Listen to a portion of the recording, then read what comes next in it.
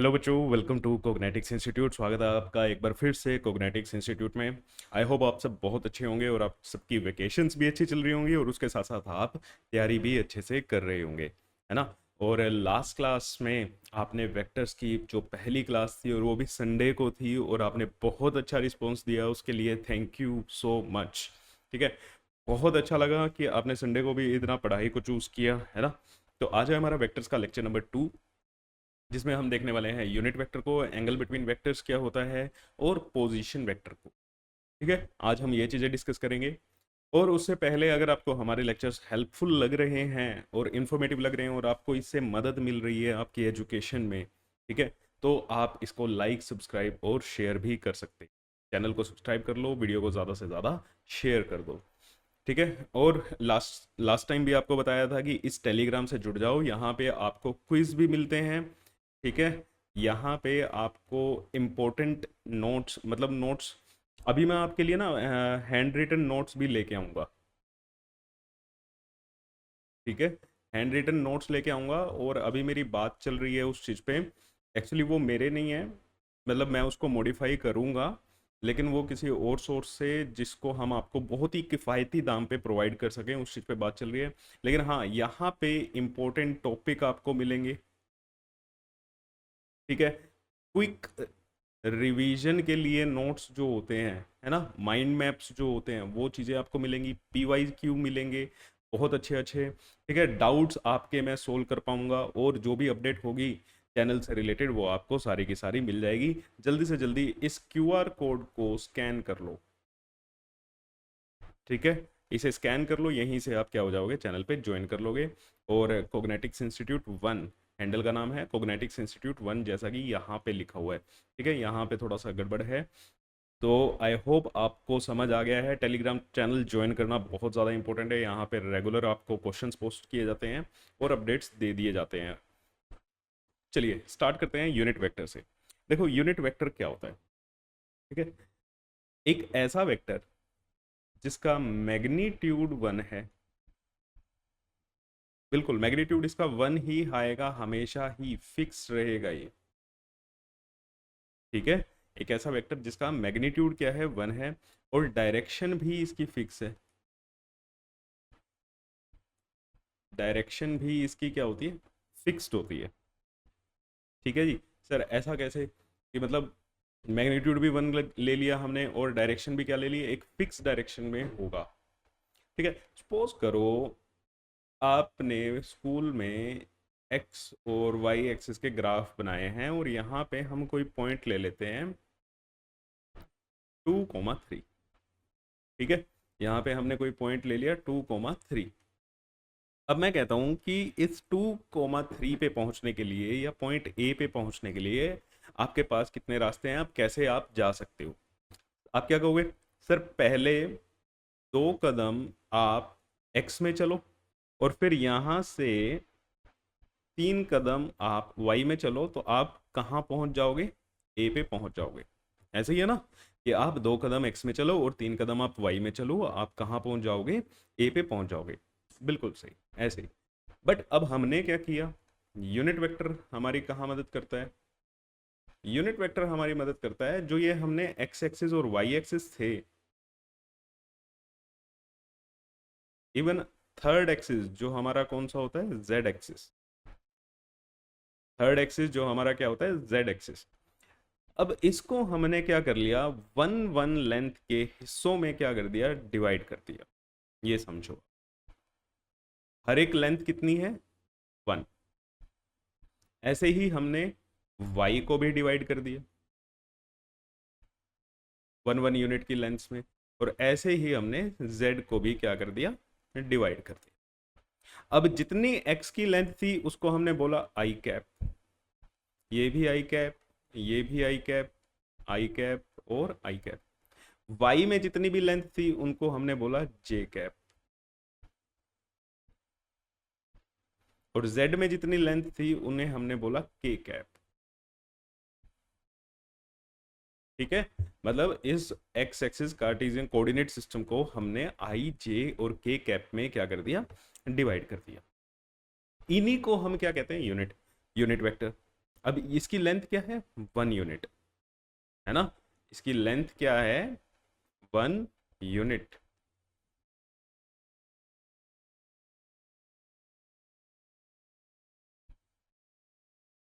समझ रहे हो।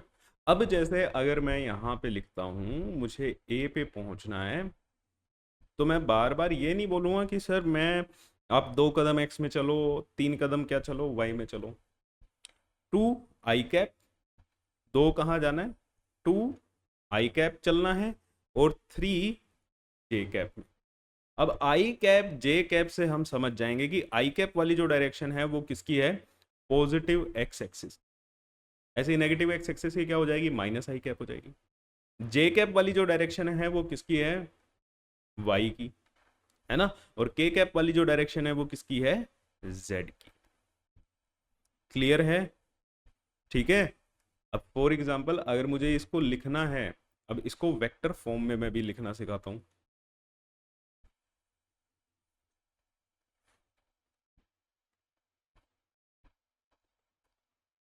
जे वाई और एक्स, हमने कोई एक पॉइंट ले लिया ए जिसके कोऑर्डिनेट हैं 2, 3, 2। अब क्या बोलते हैं आप कि सर 2 कदम एक्स में चलो, 3 कदम वाई में चलो, और 2 कदम जेड में चलो बाहर की तरफ, आप कहाँ पहुंच जाओगे, इस ए पॉइंट पे पहुंच जाओगे। ठीक है, बट मैं अब इसको क्या बोलूँगा, 2 कदम मैं आई कैप में चलूँ, 3 कदम मैं जे कैप में चलूँ, और 2 कदम मैं के कैप में चलूँ। मतलब 2i + 3 जे कैप +2 के कैप, ऐसे आप बोल दो तो आपको ये इसकी लोकेशन समझ आ जाएगी। ठीक है, आपको इस पॉइंट का कोऑर्डिनेट समझ आ जाएगा वेक्टर के हिसाब से। अब कहीं पे भी फॉर एग्जांपल लिखा हुआ है कि पोजीशन ऑफ अ बॉडी,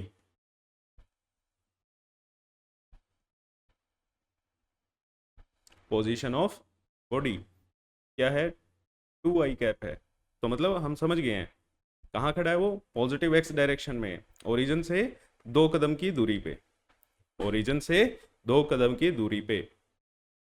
ठीक है, मतलब अगर ये x = 0 है और ये x = 2 है, तो ये बॉडी यहाँ पे खड़ी हुई है 2i कैप में। क्लियर। तो यूनिट वेक्टर समझ आया, यूनिट वेक्टर क्या होता है, यूनिट वेक्टर हमें डायरेक्शन बताने में, है ना, हमें लोकेशन बताने में मदद कर रहा है।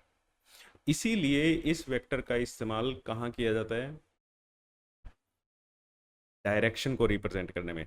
देखो मैंने आपको बताया था कि कोई भी वेक्टर है का एक तो क्या होगा, मैग्नीट्यूड होगा, और एक क्या होगी, डायरेक्शन। एक क्या होगा, मैग्नीट्यूड होगा, और एक क्या होगी बेटा, डायरेक्शन होगी। हाँ जी सर, लास्ट क्लास में हमने यही पढ़ा है। अब ये डायरेक्शन जो है, direction is represented by position vector, sorry unit vector, represented by unit vector. Unit vector से आप क्या बता सकते हो बेटा, पोजीशन को बता सकते हो, मतलब डायरेक्शन को उसकी बता सकते हो। क्लियर हुआ, ठीक है। तो unit vector is used to determine the, क्या बताने के लिए, डायरेक्शन बताने के लिए। Unit vector represent direction. फिर मेरे दिमाग में एक क्वेश्चन आया कि अगर सर मैं यहाँ पे ऐसे खड़ा हुआ हूँ, ठीक है, तो मेरी एक डायरेक्शन तो आपके सामने है ना, मेरी डायरेक्शन क्या सिर्फ यही है, ये तीन ही मेरी डायरेक्शन है, डायरेक्शन तो इनके बीच में ऐसे भी हो सकती है, ये इधर भी देख सकता हूँ, इधर भी देख सकता हूँ, इधर भी देख सकता हूँ, है ना। एक पॉइंट से कितनी डायरेक्शन पॉसिबल है, बहुत सारी डायरेक्शन पॉसिबल है। ये चीज समझ आई भैया, आप अपनी गर्दन को कितने डायरेक्शन में घुमा सकते हो, क्या तीन ही डायरेक्शन में घुमा सकते हो क्या, आई जे के में, नहीं ना। तो यार ये तो बहुत सारी डायरेक्शंस हैं, इनफाइनाइट डायरेक्शंस। तो क्या इनफाइनाइट डायरेक्शंस के लिए हमने इनफाइनाइट यूनिट वेक्टर को रिप्रेजेंट किया हुआ है? मतलब जैसे यहाँ पे प्लस एक्स के लिए हमने आई कैप लिख दिया, वाई के को रिप्रेजेंट करने के लिए हमने जे कैप लिख दिया, और जेड को रिप्रेजेंट करने के लिए हमने के कैप लिख दिया। सर इन सारी डायरेक्शंस के लिए कौन से नोटेशंस हैं हमारे पास? इन सारी डायरेक्शंस के लिए हमारे पास कोई नोटेशन नहीं। ठीक है, इन सारी डायरेक्शंस के पास हमारे लिए कोई नोटेशन नहीं है। क्लियर हुआ? तो फिर सर अब क्या समझे? देखो हमारे पास ये क्या है, हमारा रेक्टेंगुलर कोऑर्डिनेट सिस्टम। ठीक है, ये क्या होता है, हमारा एक्स वाई जेड जो बनता है, हर एक फेस का क्या बनता है बेटा, एक रेक्टेंगल बनता है। आई होप आपको पता है ये चीज, मैथ्स में अगर पढ़ी है। एक प्लेन ये बनेगा, है ना, एक प्लेन ये बनेगा, और एक प्लेन आपका ये बनेगा। ये आपको रेक्टेंगल से दिख रहे होंगे, इसको रेक्टेंगुलर कोऑर्डिनेट सिस्टम बोला जाता है। तो हमने जो आई के और जे इनका यूज किया है, ये सिर्फ रेक्टेंगुलर कोऑर्डिनेट सिस्टम के लिए यूज किया है। अब यूनिट वेक्टर डायरेक्शन को रिप्रेजेंट करते हैं। We have infinite direction, so we can have infinite unit vectors. Unit vector का काम क्या है, डायरेक्शन को रिप्रेजेंट करना। कितनी डायरेक्शन है, इनफाइनाइट डायरेक्शन है। तो इनफाइनाइट डायरेक्शन है तो यूनिट वेक्टर भी कितने होंगे, इनफाइनाइट होंगे। But we use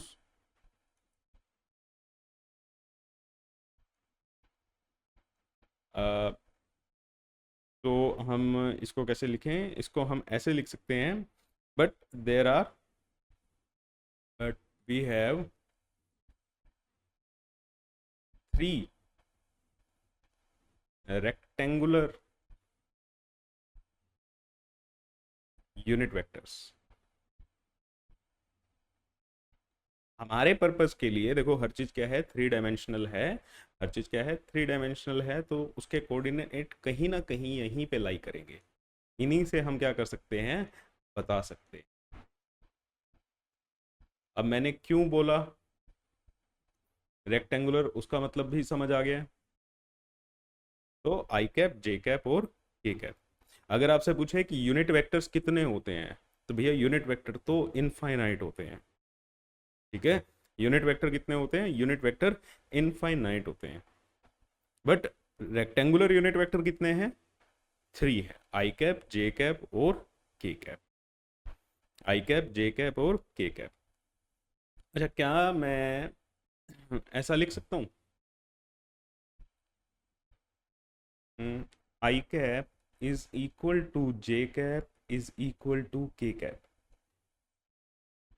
I cap is equal to J cap is equal to K cap, this is true और फॉल्स?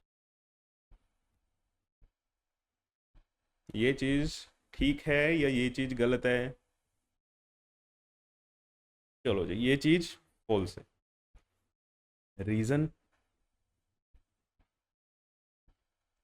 ये आपने क्या लगाई हुई है, इक्वेलिटी। इसको आप क्या बोलते हो, equality.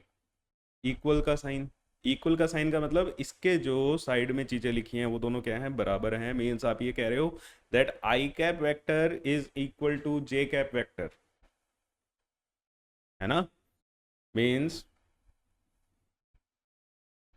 This means I cap vector, I मैं इसको पूरा ही लिख दूं क्या, I cap vector is equal to J cap vector, है ना? बट वी नो, अब आपने इन दोनों को इक्वल वेक्टर बोल दिया, but we know for equal vector magnitude and direction must be same. अब यहाँ पे मैग्नीट्यूड तो आई कैप का भी वन है, जे कैप का भी वन है, के कैप का भी वन है, लेकिन डायरेक्शन तो तीनों की सेम नहीं है। आई कैप एक्स में है, जे कैप वाई में है, जेड कैप के में है। ठीक है, ठीक है, but here I cap, J cap and K cap have different direction, have different direction. So I cap is not equal to J cap is not equal to K cap. I cap, J cap, K cap क्या होगा? बराबर नहीं होगा. Clear है? अच्छा, एक चीज मैं ऐसे लिख दूं, I cap, J cap, K cap. अब जिस बच्चे ने कल की क्लास लगाई है उसको पता है ये मैंने क्या लिखा है. This is magnitude of I cap is equal to magnitude of J cap is equal to magnitude of K cap. अब यहां पे हम किसकी बात कर रहे हैं? मैग्नीट्यूड की बात कर रहे हैं. क्या इन तीनों का मैग्नीट्यूड सेम होता है? क्या इन तीनों का मैग्नीट्यूड सेम होता है? यस सर, सेम होता है. This is true, this is true, है ना. आई कैप, जे कैप और के कैप का मैग्नीट्यूड तो सेम होता है. कितना होता है? 1. क्यों? ये यूनिट वेक्टर्स हैं, यूनिट वेक्टर्स का मैग्नीट्यूड क्या होता है? 1 होता है. मेरे हिसाब से यूनिट वेक्टर आपको अभी समझ आया कि यूनिट वेक्टर होता क्या है. अब हमने कहा था किसी भी वेक्टर को जैसे रिप्रेजेंट करते हैं, A vector is equal to magnitude of A vector into A cap. अब ये है, ये क्या है? Unit vector along A vector. A vector का क्या है? ये ए वेक्टर की डायरेक्शन को रिप्रेजेंट कर रहा है ना. क्या है ये? Direction of A vector. अब direction of A vector, direction निकालने के लिए हम किसका इस्तेमाल करते हैं? यूनिट वेक्टर का. अब सर यूनिट वेक्टर की इसकी वैल्यू कैसे निकालें? अब यहीं से मैं ऐसे लिख सकता हूँ, A cap is equal to A vector upon magnitude of A vector. जितने स्टार लगाने हैं इस पे लगा लेना, क्योंकि ये चीज़ फिर आपको तंग करेगी. दिल बना देता हूं मैं.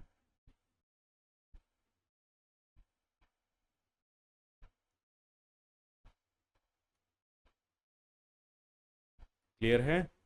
इस पे जितने दिल बनाने हैं भैया बना लो, क्योंकि ये चीज़ आपको तंग करने वाली है. फिर आप पूछोगे सर ऐसा कैसे हो जाता है?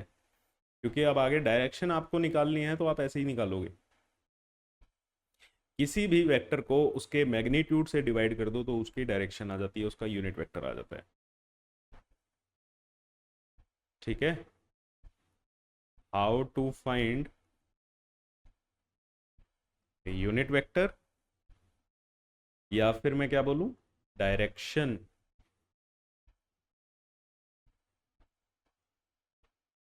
Of vector. तो हम क्या क्या करेंगे? Divide the vector, divide the vector by its magnitude.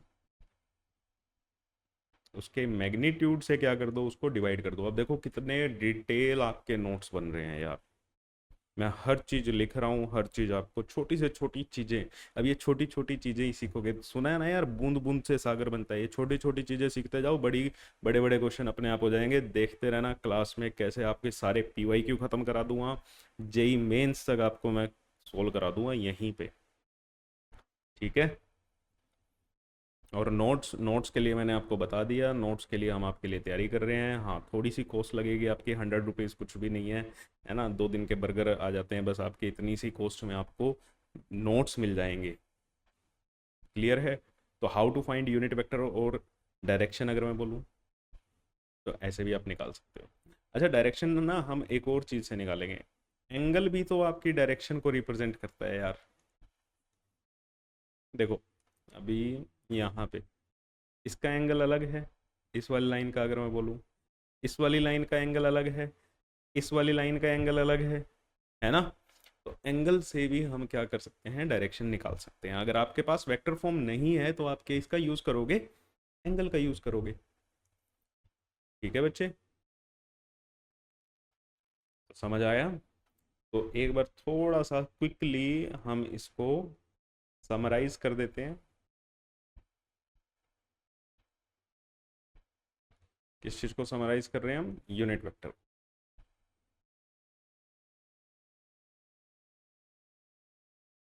किस चीज को समराइज कर रहे हैं? यूनिट वेक्टर को।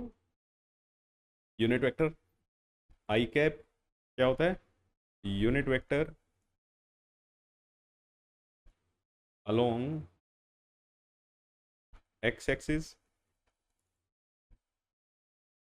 जे कैप क्या होता है? Unit vector along Y axis. और के कैप क्या होता है? Unit vector along Z axis. ठीक है, ऐसे ही है। और सेकंड पॉइंट क्या कहता है?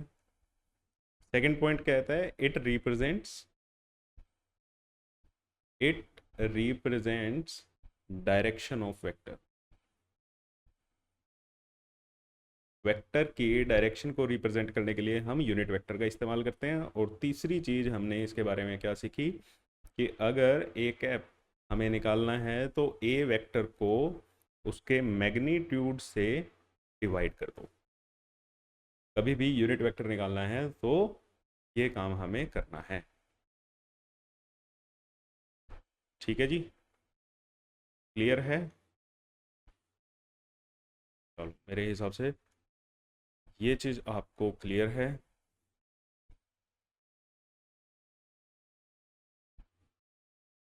ये आपकी यूनिट वेक्टर की समरी है, इसको ध्यान रखना। ये 3 पॉइंट आपके लिए सफिशिएंट। चलो अब चलते हैं एंगल बिटवीन टू वेक्टर्स।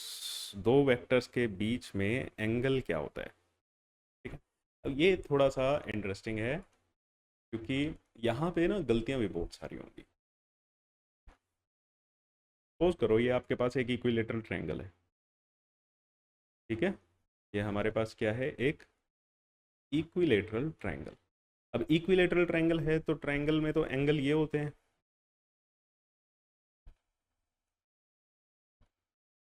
ऐसा ही होता है।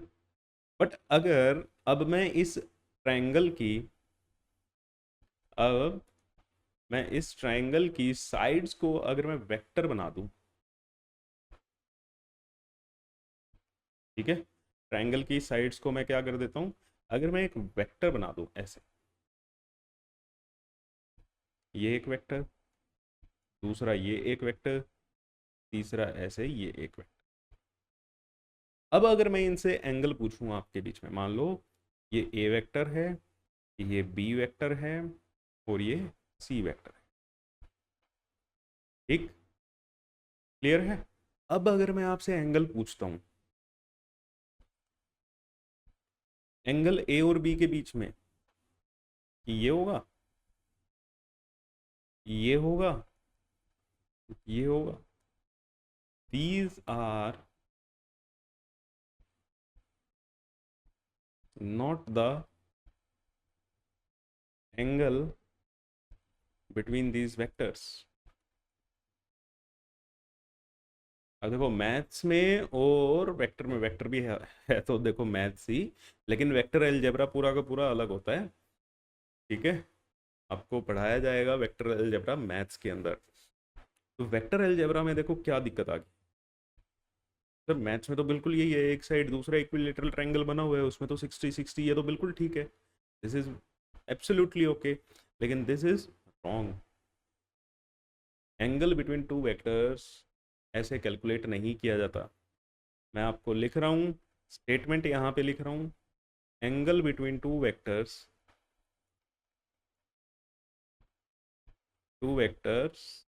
is the angle between their direction, is the angle between their direction। उनकी डायरेक्शन में जो एंगल होता है वो होता है बेटा। ठीक है, डायरेक्शन जैसे अभी हमारे पास ए वेक्टर ऐसे है, बी वेक्टर हमारे पास ऐसे है। अब इनकी डायरेक्शन देखो। अच्छा, मैंने आपको एक चीज सिखाई थी लास्ट क्लास में, पैरेलल शिफ्टिंग ऑफ वेक्टर, है ना?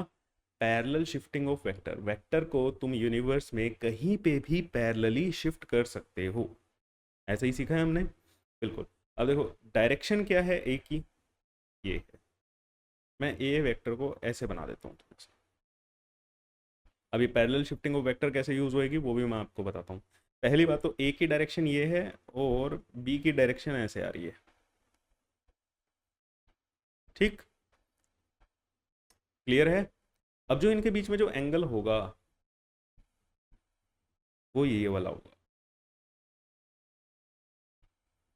इन दोनों की डायरेक्शन के बीच में जो एंगल है,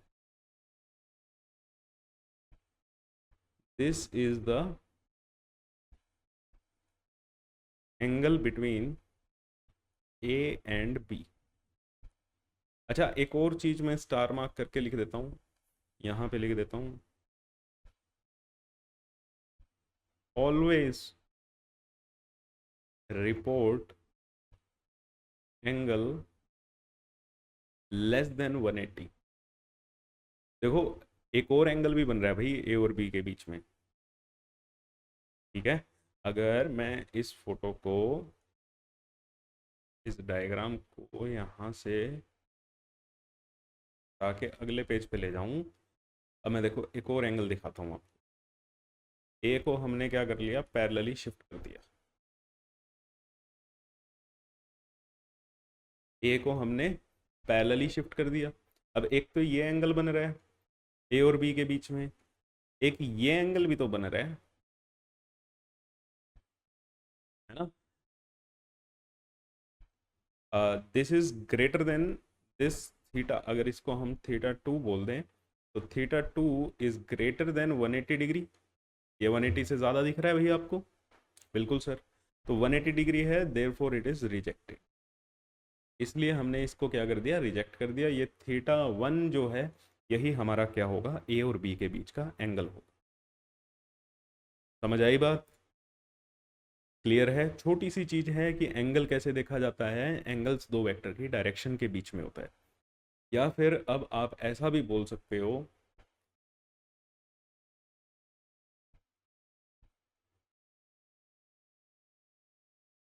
to find angle between two vectors,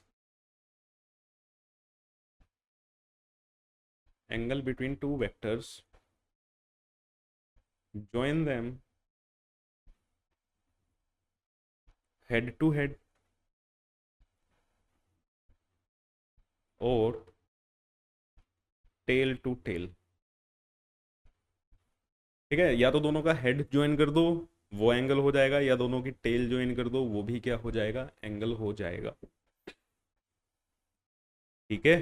या तो दोनों का हेड ज्वाइन कर दो या दोनों का टेल ज्वाइन कर दो। अब देखो सपोज करो एक वेक्टर ए ये रहा और एक वेक्टर बी ये है। अब अगर मैं इन दोनों के बीच में एंगल पूछूं, सर ये तो ज्वाइन ही नहीं हो रहे, है ना, ये तो सर ज्वाइन ही नहीं हो रहे। अरे क्या हो रहा है भाई ये, तो सर इनको आप ज्वाइन करा लो ना, ठीक है। ज्वाइन नहीं हो रहे तो इनको ज्वाइन करा लो। सर हम ऐसे कैसे ज्वाइन करा ले, क्यों नहीं करा सकते भाई, करा सकते हो। आपने पैरेलल शिफ्टिंग नहीं पढ़ी कि आप किसी भी वेक्टर को पैरेलली क्या कर सकते हो, शिफ्ट कर सकते हो। अब अगर मैं इस बी वेक्टर को, देखो एंगल पता करने के लिए या तो मेरे को इन दोनों का हेड ज्वाइन करना है या इन दोनों की टेल ज्वाइन करनी है। मैं एक एक बारी में दोनों करके दिखा देता हूँ। मैंने इस वेक्टर को, ये यहाँ पे था, मैंने इस वेक्टर का ओरिएंटेशन ऐसे ही रखा और ऐसे इसको लाके जोड़ दिया, ठीक है। ऐसे इसको लाके यहाँ पे जोड़ दिया तो ये जो बन जाएगा, ये इनके बीच का क्या बन गया, एंगल बन गया, ठीक है। अब एक बार और मैं क्या करता हूं, मैं बी को टेल से ज्वाइन कर देता हूं, मैं इन दोनों की टेल को ज्वाइन कर देता हूं, तब भी मेरा ये क्या बन गया, एंगल। आप सर बी को ही ज्वाइन कर रहे हो, ए को ज्वाइन कर दो, ए को उठा के ले जाओ, ले जाओ, तुम्हारी मर्जी है। ये लो, अब भी ये क्या बनेगा, हमारा एंगल बन गया। सर ए को ऊपर ले जाके ज्वाइन कर दो, तो ए को ऊपर ले जाके ज्वाइन कर देते हैं, बी से हेड टू हेड में कह रहे हो आप, हेड टू हेड में ज्वाइन कर देते हैं, ये लो, ये हमारा थीटा एंगल बन गया। तो बात तो वही रहेगी, ठीक है। तो क्या है, या तो हेड टू हेड ज्वाइन कर लो, या फिर टेल टू टेल आप क्या कर लो, ज्वाइन कर लो। अगर लिखने के लिए आए, what is the angle between two vectors, angle between two vectors is the angle between their direction. दो वेक्टर्स के बीच में कौन सा एंगल होता है, जो उनके डायरेक्शन के बीच में एंगल होता है, वही उन दो वेक्टर्स के बीच का एंगल होता है, ठीक है। ये जो हमने स्टेटमेंट लिखी हुई है, this statement is for your definition. रहने देते हैं भाई, गड़बड़ हो रही है ऐसे तो। चलो, निकालने के लिए आपको हेड टू हेड ज्वाइन करना है, या टेल टू टेल आप क्या कर सकते हो, ज्वाइन कर सकते हो, ठीक। चलो एक छोटा सा काम और करके देख लेते हैं, अगर हमारे पास यहाँ पे फिगर अवेलेबल है।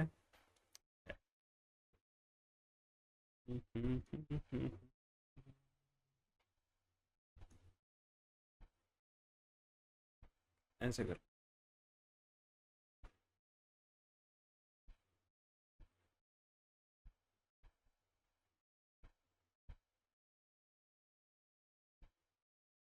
अब इसमें मैं क्या करता हूँ, इसमें मैं ना वेक्टर्स बना देता हूँ। मान लो ये भी एक वेक्टर है, ये भी एक वेक्टर है, ऐसे ये एक ऑर्डर में क्या लगे हुए हैं, वेक्टर्स लगे हुए हैं। ऐसे एक ऑर्डर में ये क्या लगे हुए हैं बेटा, वेक्टर लगे हुए हैं। अब मैं कहता हूँ इनके बीच के ना मेरे को एंगल बताओ। सर यहाँ पे तो उठा के लेके जाना बहुत मुश्किल हो जाएगा। हाँ बिल्कुल मुश्किल हो जाएगा। तो आप इनके डायरेक्शन के बीच में एंगल बनाओ, डायरेक्शन देखो, ठीक है। इसीलिए क्या कहा था, angle between two vectors is the angle between their direction. Sir इस वाले की नंबरिंग कर देंगे इनकी, तो नंबरिंग कर देते हैं, ये first, second, third, fourth, fifth, sixth. अच्छा, और जब ऐसे काम आते हैं ना, वीडियो को पॉज कर लो, अपनी कॉपी पे बनाओ, ठीक है, बना के सारी चीज़ें, चाहे 5 मिनट लगे 10 मिनट लगे, कोई दिक्कत नहीं है, सीखते वक्त जितना टाइम लगा सकते हो लगा लो, कोई दिक्कत नहीं है बेटा। पहले एक्यूरेसी फिर स्पीड। तो इनको बनाओ और फिर चेक कर लो, मैच करते हैं तो ठीक है, गलती है तो आपको समझ आ जाएगी। 1 की डायरेक्शन इधर है, 2 की डायरेक्शन इधर है, इन दोनों के बीच में जो एंगल बनेगा वो ये बनेगा, ठीक है। अब ऐसे 2 की डायरेक्शन इधर जा रही है, 3 की डायरेक्शन इधर है, इन दोनों के बीच का एंगल ये है, एंगल बिटवीन देयर डायरेक्शंस। 3 की डायरेक्शन ये है, 4 की डायरेक्शन ये है, तो ये रहा एंगल। 4 की डायरेक्शन ऐसे, 5 की डायरेक्शन ऐसे है, तो ये रहा। 5 की डायरेक्शन ऐसे है और 6 की ऐसे है, तो इनके बीच में एंगल ये रहा। 6 की डायरेक्शन ये रही और 1 की ऐसे, तो ये एंगल। समझ आया, ये हमारे क्या बने हैं, एंगल बने हैं। आई होप आपके ठीक बने हो, नहीं तो कोई दिक्कत नहीं है, बन जाएंगे भाई ठीक। ट्रायंगल वाला एग्जांपल ले लें क्या एक और, हमने ट्रायंगल वाले एग्जांपल से शुरू किया था ना, तो एक काम करते हैं, लास्ट हम एक ट्रायंगल और देख लेते हैं, तो भी साइक्लिक ऑर्डर में लगा के इसके बीच में भी अब आप एंगल बनाओगे।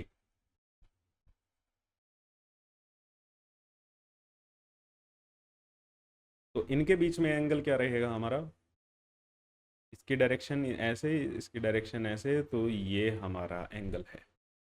इधर डायरेक्शन बनाओ, डायरेक्शन, और इधर ये इन दोनों के बीच का एंगल, इनके बीच का एंगल ये, और ऐसे ये एंगल है, ठीक है। और एंगल हमेशा 180 से कम ही रिपोर्ट करना है, एंगल हमेशा 180 डिग्री से कम ही रिपोर्ट करना है, ठीक है। चलो आई होप मज़ा आया होगा, एंगल आपको बनाने आ गए। अब ये एंगल कहाँ ज़रूरत पड़ेगी आगे आपको पता ही है।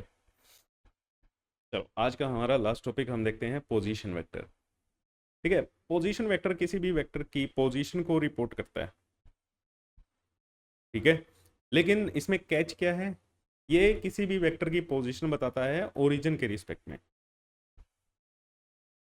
ठीक है, tells position of any vector, position of any vector with respect to origin. देखो अपने नोट्स बड़े अच्छे से बनाने हैं आपने, ठीक है, नोट्स बड़े अच्छे से बनाने हैं। चलो जी, और इसीलिए ना मैं कुछ भी ज़्यादा तामझाम करके नहीं लेके आता, बड़ी सिंपल पीपीटी लेके आता हूँ, सिर्फ टॉपिक का नाम लिखा और शुरू हो जाओ जी, जैसे आपको पढ़ाया जाएगा, जैसे आप नोट कर सको हमारे साथ साथ, आपको अजीब ना लगे। ये हमने कोई पॉइंट ले लिया A2, 3, और ये हमारा क्या हो गया, ओरिजिन, ठीक है, 0, 0, 0। ओरिजिन के कोऑर्डिनेट्स क्या होंगे, यही होंगे भाई ओरिजिन के कोऑर्डिनेट्स तो, जी हाँ सर, बिल्कुल यही होंगे। अब ओरिजिन के रिस्पेक्ट में अगर आप यहाँ से इसको इधर ज्वाइन कर देते हो, ये जो आपका वेक्टर बनेगा, ठीक है, ये जो आपका वेक्टर बनेगा, इस वेक्टर को आप क्या बोलोगे, इस वेक्टर को आप क्या बोलोगे, पोजीशन वेक्टर। इस वेक्टर को आप क्या बोलोगे, position vector. This is position vector of ए।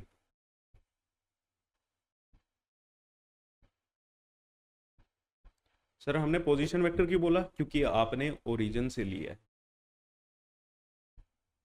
ठीक है, position vector of A means ये जो ओ से ए की जो लेंथ होगी, लेंथ ओ ए जो है ना, अब इसको हम कैसे लिखें, ओ ए जो वेक्टर है, ये क्या है, this is position vector of A. ये ए का क्या है, पोजीशन वेक्टर है। अब इसको लिखना कैसे सिखाया था, ओ ए, ओ ए क्या होता है, 2 i कैप, 2 कदम आई कैप में, plus 3 j cap, plus 4 k cap, plus 4 k cap, ठीक है। अच्छा अब मेरे को एक बात बताओ, अगर मैंने ओ ए वेक्टर लिखा है, तो ओ ए वेक्टर का एक मैग्नीट्यूड होगा, ये कोई भी वेक्टर है उसका एक क्या होता है, मैग्नीट्यूड होता है, और साथ ही साथ उसकी क्या होगी, एक डायरेक्शन होगी। क्या इतनी बात क्लियर है, बिल्कुल सर क्लियर है। लास्ट क्लास में हमने डिस्कस किया था कि कोई भी वेक्टर होता है उसकी जो लेंथ होती है वो क्या रिप्रेजेंट करती है, मैग्नीट्यूड को। मतलब ये जो ओ ए मैग्नीट्यूड है is represented by length of arrow. इस एरो की लेंथ से ही ओ ए वेक्टर को रिप्रेजेंट किया जाएगा, बिल्कुल किया जाएगा। तो मेरे को ये बात बताओ, क्या आप इस वेक्टर की लेंथ निकाल सकते हो,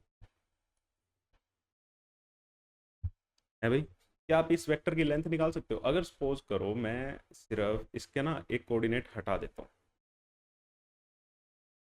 2, 3 है और ये 0, 0 है, इसकी लेंथ आपने निकालनी सीखी है, नहीं सीखी हुई है भाई, सीखी हुई है। कैसे सर, हमें तो याद नहीं आ रहा, चलो याद करा देते हैं। ये पॉइंट है 0, 0, ये पॉइंट है 2, 3, इसकी लेंथ क्या होगी सर, हाँ याद आया, डिस्टेंस फॉर्मूला, क्लास 10th में पढ़ के आए हैं हम, डिस्टेंस फॉर्मूला है ना, डिस्टेंस फॉर्मूला लगा देंगे सर, 2 - 0 का होल स्क्वायर प्लस 3 - 0 का होल स्क्वायर, बिल्कुल यही तो काम करना है, ठीक है। लेकिन अब क्या है, हमारे पास 3 है, आप क्या करते थे, x2, चलो इसको हटाते हैं, पहले जगह बनाते हैं। आपने जो डिस्टेंस फॉर्मूला लगाया वो 2D में लगाया, यहाँ पे हम क्या करेंगे, ओ ए का जो मैग्नीट्यूड होगा can be calculated by distance formula. बस यहाँ पे 3D में लगाएंगे, can be calculated by distance formula.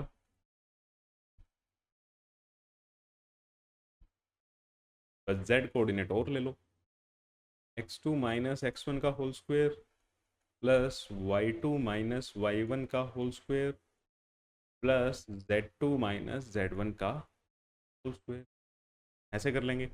अब वैल्यू डाल दो, 2 माइनस 0 का होल स्क्वायर प्लस 3 माइनस 0 का होल स्क्वायर प्लस 4 माइनस 0 का होल स्क्वायर। तो ये क्या आया, 4 plus 9 plus 14 under root 29। O A का मैग्नीट्यूड कितना आया, अंडर रूट 29। तो मैग्नीट्यूड आप ऐसे निकाल सकते हो, हमेशा ही डिस्टेंस फॉर्मूले से आप क्या कर सकते हो, मैग्नीट्यूड निकाल सकते हो। ठीक है, तो अभी हमारे पास क्या आया है, O A vector is equal to O A का मैग्नीट्यूड, इस वेक्टर का मैग्नीट्यूड इनटू इस वेक्टर की डायरेक्शन। तो मैग्नीट्यूड हमारे पास आ गया अंडर रूट 29। अच्छा, डायरेक्शन कैसे निकालें? डायरेक्शन निकालने के लिए सर आपने बताया था वेक्टर को उसके मैग्नीट्यूड से क्या कर दो, डिवाइड कर दो। करके देखें? अभी थैंक यू नहीं, अभी तो हमें ये काम कंप्लीट करना है। ओ ए कैप कैसे निकाल सकते हैं, O A vector upon magnitude of O A. O A vector क्या है, 2i cap plus 3j cap plus 4k cap divided by under root 29। ठीक है, तो ये इसका क्या आ गया, ये इसका क्या आ गया, मैग्नीट्यूड आ गया। ये इसका क्या आ गया, मैग्नीट्यूड आ गया। अब देखो आप ये कहोगे सर ओ ए कैप तो यूनिट वेक्टर होता था, यूनिट वेक्टर का तो मैग्नीट्यूड 1 आना चाहिए, तो ये तो बड़ा अजीब सा आ रहा है ये, है ना। इसका आप मैग्नीट्यूड निकालोगे ना तो ये भी क्या आएगा, 1 आएगा। ठीक है, मैग्नीट्यूड कैसे, इसको थोड़ा सा मैं रफ में करके दिखा देता हूँ। इसको मैं 2 by root 29 I cap plus 3 by root 29 J cap plus 4 by root 29 K cap लिख सकता हूँ, लिख सकते हो। तो इसका मैग्नीट्यूड निकालने के लिए आपको पोजीशन वेक्टर है 0,0,0, उसके साथ इसका पोजीशन वेक्टर लेके देखो और मैग्नीट्यूड निकालो, 1 ही आएगा। ठीक है, दिक्कत में मत रहना, अगर कन्फ्यूजन है तो मेरे को बताना, मैं अगली बार इसको करके दिखा दूंगा। अभी हमारे लिए क्या ज़रूरी है, O A vector is equal to O A का मैग्नीट्यूड और ओ ए की डायरेक्शन। आई होप दोनों चीज़ें आपको क्लियर हुई होंगी। ये इसका क्या है, मैग्नीट्यूड है into 2i cap plus 3j cap plus 4k cap upon root 29। इसका क्या है सर, रूट 29 से रूट 29 कैंसिल हो गया तो ओ ए वेक्टर क्या आएगा, बिल्कुल वही आएगा यार। ठीक है, 2i cap plus 3j cap plus 4k cap, vector हमारे पास ये है और इसकी मैग्नीट्यूड हमारे पास ये है और इसकी डायरेक्शन हमारे पास ये है।